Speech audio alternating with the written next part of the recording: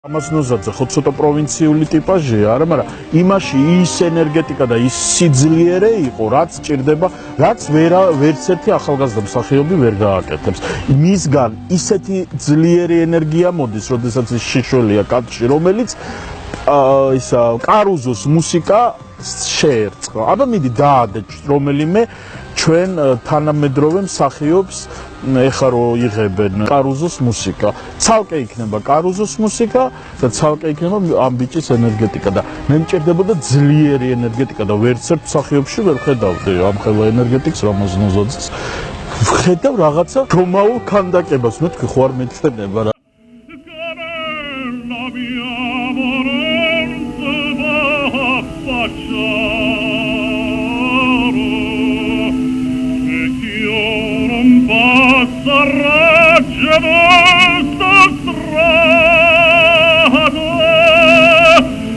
Vagaluga